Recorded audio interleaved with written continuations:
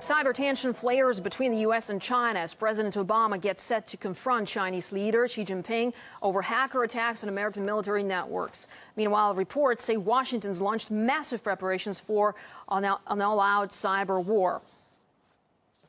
So the U.S. Department of Homeland Security is recruiting hackers, opening up to 40,000 job vacancies for cyber warriors. The Obama administration pledged to boost spending on cybersecurity and raise its funding to $3 billion in 2013. 40 U.S. teams of cyber agents are to be formed, and 13 of them assigned to launch hacker attacks. RT's Ganesh Chikan investigates. The cyber race between the U.S. and China is starting to look like a real arms race. It has its drills, its spies, and both sides accusing each other of cyber attacks. This June, China will be holding drills with special IT units within its army for the first time.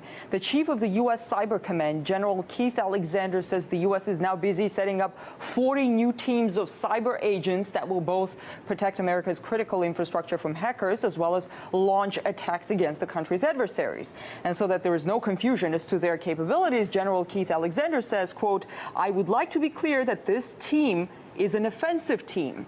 The offensive nature of U.S. cyber defense program is emerging in new reports which say a large chunk of the country's current cyber endeavors does not rely on defensive strategy as one might imagine, but instead involves offensive operations launched with the intent of causing harm on the computers of adversaries. A recent Reuters article cites defense contractors and government officials, most of whom speaking on condition of anonymity, and the article says that the U.S. government has become the biggest buyer in a burgeoning gray market where hackers and security firms sell tools for breaking into computers.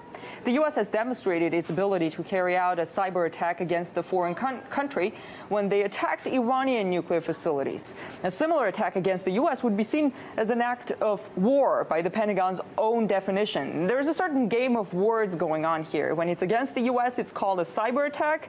When it's the U.S. doing it, it's called installing software.